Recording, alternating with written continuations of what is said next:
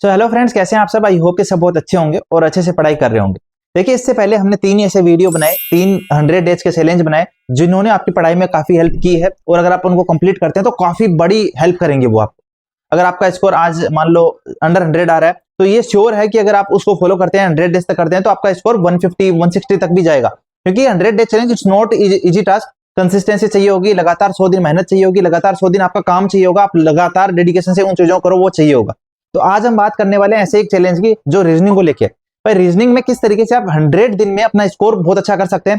देखो, आपका अगर मान लो आप अभी कहते हो कि मैंने 25 में से 21 22 सही हो जाते हैं, तो ये अच्छा स्कोर नहीं है। अगर आपके 20 सही हो रहे हैं, अच्छा स्कोर नहीं है। आपको चाहिए कि रीजनिंग पोर्शन में कम से कम आप 24 करें, 25 करें प्री में, और मेंस में आपको 30 आउट ऑफ 30 करें। ठीक है, बहुत सारे लोग मेंस में जाते हैं, उनका स्कोर आप देखोगे 3 गलत हो गए, 4 गलत हो गए रीजनिंग में।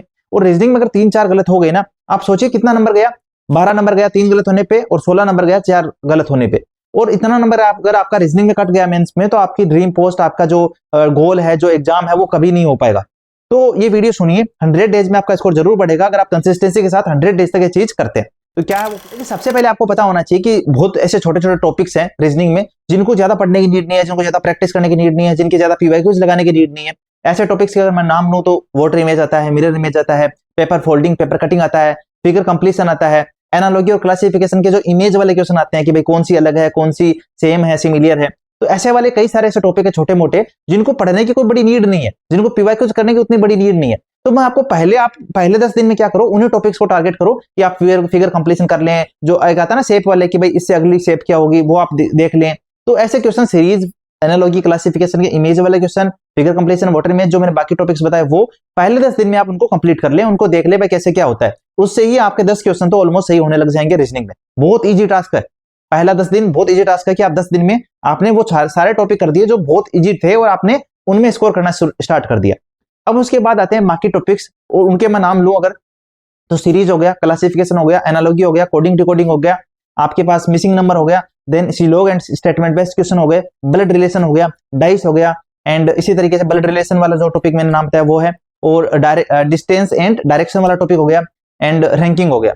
ये ऐसे कुछ टॉपिक्स हैं जिसमें आपको प्रैक्टिस की जरूरत होती है, जिसमें नीड होती है कि आप पीवाईक्यूज लगाएं और कई बार लगाएं, अच्छे नंबर ऑफ क्वेश्चंस लगाएं, और आपकी स्पीड बढ़े, आपके कॉन्सेप्ट अच्छे हो इन टॉपिक्स के।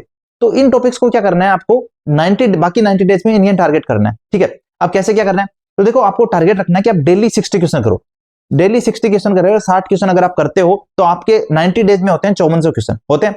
और जब मैंने, देखो वैसे तो आपको मैं पहली चीज बता दूं, आपके पास बुक होनी चाहिए। रीजनिंग को बहुत लाइटली लेते हैं लोग, उनको लगता है कि बस मॉक टेस्ट दूंगा, पीडीएफ से करूंगा, हो जाएगा। बट अगर आप सच में चाहते हो ना 90 आउट ऑफ 90 स्कोर लाना, भाई मैं आपको फिर कहूंगा एक बुक ले आओ। अगर पीवाईक्यू बुक है तो बहुत अच्छी बात है, नहीं है तो किरण पब्लिकेशन वाली ले लेना। उसमें टाइप वाइज चीजें मिल जाएगी, लास्ट के 5 साल का पीवाईक्यूज मिल जाएंगे, तो इनफ नंबर ऑफ प्रैक्टिस हो जाएगी। अब उस बुक को कैसे लगाना है उसकी मैं बात करता हूं। देखिए, जैसे उस बुक में आप देखोगे तो उसमें क्या करना है, आपको डेली 60 क्वेश्चन आपको टारगेट करना है कि आप 60 क्वेश्चन करो। अब उन 60 क्वेश्चन में से मान लीजिए कभी 5 क्वेश्चन 4 क्वेश्चन ऐसे होंगे जिनमें कोई अलग सा कंसेप्ट लगा, जिनमें कोई अलग चीज थी जो आपने हाईलाइट कर ली। इस तरह से आप डेली करते रहे। ठीक है, अब आपने 90 डेज तक आपको करना है, तो 5400 क्वेश्चन होते हैं। और जब आप इन क्वेश्चंस, आप इन टॉपिक्स को जो मैंने यहाँ पे नाम अभी आपको दिखाए थे, जिनके नाम मैंने बोले थे कि उनमें ज्यादा प्रैक्टिस चाहिए, उनके क्वेश्चंस आप देखोगे ना उस बुक में, तो आपको मिलेंगे 4000 समथिंग। अब 4000 पीवाईक्यूज हैं जिनकी आपको प्रैक्टिस करनी है। तो वो आप जब करेंगे, तो आप एक बार जब कर रहे होंगे उन 4000 क्वेश्चन को, तो उसमें आप हाईलाइट करते हुए चलेंगे, भाई इसमें कुछ अलग था, इसमें कॉन्सेप्ट अलग था, इसमें इंटू 2+1 नहीं था, इसमें इंटू 2+2 का स्क्वायर था, या ऐसा कोई अलग जो भी आपको दिखा उसको आपने हाईलाइट करते हुए चले। तो जब आपके 4000 कंप्लीट हो जाए, तो उसके बाद आपको रीस्टार्ट करना है उसी बुक को, और उसमें से जो आपने हाईलाइट किए हैं वो दूसरी बार करने। और वो आपके हो सकता है 1400 क्वेश्चन हो, किसी का हो सकता है 1000 क्वेश्चन हो, किसी का हो सकता है 500 क्वेश्चन हो। तो आप उस तरीके से टारगेट करना कि जो रिमेनिंग टाइम है उसमें भी एक बार जो 1400 क्वेश्चन बचे हैं ना, तो क्योंकि 4000 क्वेश्चन पहले हो जाएंगे भाई, 90 डेज में तो 5400 क्वेश्चन हो रहे हैं, 4000 क्वेश्चन पहले हो जाएंगे। तो जो 1400 क्वेश्चन बचे हैं वो सेकंड टाइम बुक को करने के लिए बचे हैं, कि जो आप हाईलाइट कर रहे हो उनको सेकंड टाइम आप कर लो। तो इस तरीके से आपको 90 डेज में 2 बार उस पीवाईक्यू वाली बुक को लगाना है। देखिए, इसमें कोई स्पेशल स्ट्रेटेजी नहीं है, मैं मानता हूं, बट एक चैलेंज है आप लोगों के लिए कि आप इस चीज को ध्यान में रखें कि भाई मुझे क्या करना है, पहले 10 दिन में छोटे छोटे टॉपिक कंप्लीट कर लेता हूं, एंड देन मुझे 90 डेज में प्रत्येक दिन 60 क्वेश्चन करने हैं, मिक्स प्रैक्टिस करनी है। ये भी ध्यान रखिएगा, मिक्स प्रैक्टिस करनी है। 10 क्वेश्चन कोडिंग डिकोडिंग उठा लिए, 10 ब्लड रिलेशन के उठा लिए, 10 मैंने क्लासिफिकेशन उठा लिए, 10 मैंने मिसिंग नंबर के उठा लिए, एंड इस तरह से करके मैं 60 क्वेश्चन कर रहा हूँ, मिक्स प्रैक्टिस कर रहा हूँ।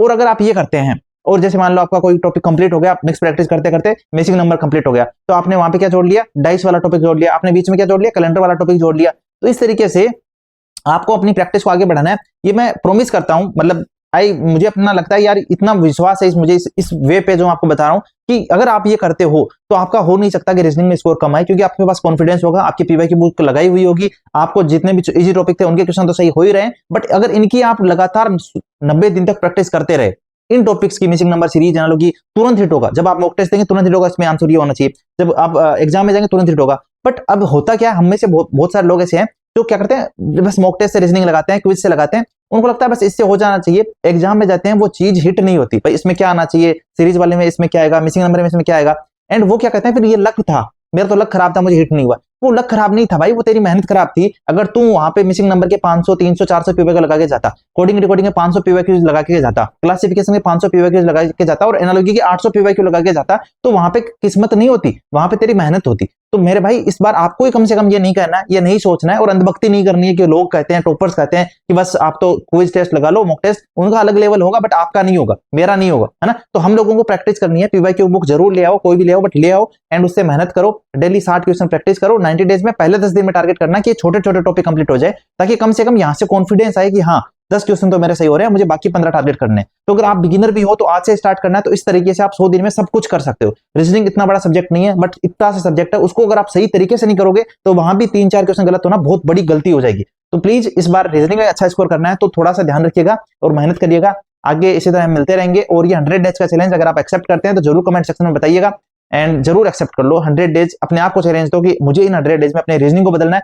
अगर आपने इससे पहले जीके का, मैथ्स का और इंग्लिश का वीडियो नहीं देखा 100 डेज चैलेंज का, तो वो भी आप जरूर देख लीजिएगा। आपको वहां से एक आइडिया मिलेगा कि किस तरीके से मुझे आगे आने वाले 100 दिन में टारगेट करना है अपने सिलेक्शन को, अपनी उन चीजों को जो मैं नहीं कर पा रहा हूं, अपने उन सब्जेक्ट्स को जो मेरे कंप्लीट नहीं हो रहे, अपने उन चीजों को जो मेरी वीक ही है, तो उनको कैसे टारगेट करना, वो वहां से आपको एक आइडिया समझ में आएगा। तो ये करते रहना और बाकी टेलीग्राम चैनल ज्वाइन कर लो, लिंक डिस्क्रिप्शन में है, वहां पे हम आपको डेली टारगेट सीरीज प्रोवाइड करवा ही रहे हैं, वो भी आप करिए अगर करना चाहते हैं तो। अदरवाइज आप अपने हिसाब से पढ़ रहे हैं तो पढ़िए बट प्लीज बी कंसिस्टेंट। यहाँ पे है ना कोई वो जंग नहीं है कि आप कितना पढ़ते हो, यहाँ पे जंग है कंसिस्टेंसी की। तो प्लीज आप मेहनत करिएगा, बुक लगाइएगा एंड इसी तरीके से मिलते रहेंगे। वीडियो अच्छा लगा तो वीडियो को लाइक करें, शेयर करें अपने दोस्तों के साथ एंड चैनल पर नहीं है तो चैनल को सब्सक्राइब करें। Bye bye friends.